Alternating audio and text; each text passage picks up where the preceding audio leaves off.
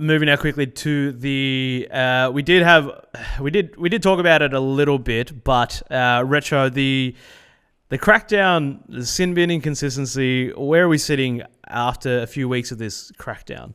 Yeah. What are your thoughts? I mean, you just cannot dismiss the role of the media in this, because whenever it swings one way, the Buzz Rothfields and the Brent Reeds and the whoever's of the world that's out there saying this is outrageous, and then it will flip the other way and they say it's outrageous the other way. So I don't really know what the stance of the NRL, what they want it to be, because it keeps shifting and moving with the times. I don't think we will solve any on-field problems until we solve the philosophical problem of what happens behind it. What do we really want? Paul Kent has made a lot of comments about that we've kind of grown accustomed to head highs being kind of okay. And so now that when we think that they're totally sin binned, that we think that's so outrageous because that's footy, isn't it? And so his argument is that that hasn't always been footy. We've just been used to it over the last little bit. In the past, head highs were deemed more serious. So it makes for bad viewing, but is it the tough road that we need to walk to get out of it? Lee, I'm going to agree with something that you're going to say in a second, but we have to come to terms behind the scenes of what we want to see on the field before we can really make any effectual adjudication. But Lee, tee off on this one. There's absolutely no doubt that litigation is coming. Absolutely no doubt. There's over, I think it's 200 rugby players of both codes in the UK taking the governing bodies to court. And even that's messy. I mean, some of these players that are taking the game and the sports to court were probably involved in pub fights at some point as well, or did some other sports as kids. So it's a very complicated thing. But undoubtedly, a lot of this is driven by the tsunami of litigation that will come. There's no two ways about that. So I'm not criticising the NRL in that regard for trying to stamp this out. What I am criticising the NRL for historically is not predicting this. Rugby union has been so far ahead of us in this regard for a few years now. If you so much as look at the head in the wrong way, you get sent to a sin bin. Their sin bin rules are different in the international game. You can have that turned into a send-off if you're sat on the timber. So they've been lording over this scenario for a while and had a clear strategy. I'm sure they've had their confusion, but arguably a bit different to rugby league. Rugby union, definitely in this country, in Australia, doesn't have a really tribal media and really tribal fan base that turns its back almost on what they're seeing and saying, this isn't our sport anymore. I think we pride ourselves on being a little bit close to the edge, whereas rugby union markets itself almost on a sport that is for all shapes and all sizes. So, and there's other issues in this too. As far as I'm concerned, every player who partakes in the NRL is over the age of 18. So they could sign some kind of waiver that says, I am happy to partake in this, and I accept any injuries, etc. So I'm sure something along those lines can happen. The referees are there to adjudicate the laws of the game, to ensure as much safety as possible. But, as I said earlier, we need generational change. You've not been able to tackle around the head since the inception of the game. Now, the other thing about this concussion argument is that most concussions actually come from the tackler, not the tackled player.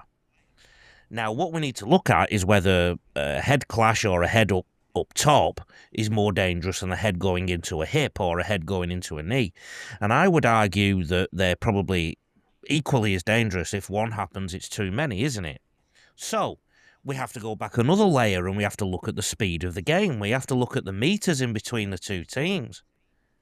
We've gone through, in the last 30 years, we've gone through 5 yards to 5 metres to 10 metres, unlimited interchange. We've gone from players that didn't do any weights, and then in the early 90s they started doing weights. If you look at the if you look at the historical Ashes tests in 1990 and 1992 and 1994, when probably you three weren't even thought of, but the difference between 1990 and 94, go and look at it on YouTube. In 1990, you've got, quite frankly, players who were very fit, but they weren't big, bulking, muscular men in many cases, apart from your Mal Meningas and blockers. And then 4 years later, everybody was visibly bigger. And the game went to 10 metres. And we've brushed over this change to 10 metres as if it didn't happen and it's not had an impact on the game. Imagine the cricket wicket was doubled in length, how that would affect bowlers. Or the tennis court was doubled in length, how that would affect the serve. We've fundamentally changed our sport, and we've kept changing it, trying to speed the game up. We've got ball boys and ball girls who put a new ball on the minute it goes out. We have shot clocks, we have scrum clocks, now we have a 6 again rule, unlimited interchanges at times, and then we've gradually brought that down again. We have 5-day turnarounds after people have flown to the other side of the continent that we live in. No wonder people are putting their head in the wrong place. So, do I criticise the NRL for clamping down on this? No, I don't. Do I criticise the way they are clamping down on it? Absolutely. In terms of that, yeah, I think as Lee was saying earlier, it's chasing the symptom, not the cause. A lot of it will introduce rules that make the sport faster. Then you make the sport faster, it becomes more ballistic, which means their head hits are more frequent, they're stronger, they're higher velocity, there's more injuries. In terms of the lawsuit, obviously, without being an expert in that space, I think you're obviously judged on what you know at the time. So the information you have in front of you, you've got to make the best decision that you can in terms of what sits in front of you there, and making sure that you're not neglecting things, you're not turning a blind eye to certain stuff. If you've got certain knowledge around concussion, are you putting the right steps in place? Because injuries are going to happen, but did you do enough to address recovery times? Did you do enough to address education? Were there rules in place to protect? It's not just a case of I got concussed playing sport, you weren't there for me, etc., etc. So it's a really messy one, but I think Lee's explained it extremely well, that it's a symptom rather than a cause, and that's probably the wrong way to look at it, where it's like, this has happened, we'll react to it, this has happened, we'll react to it. Somehow you got to get in front of it.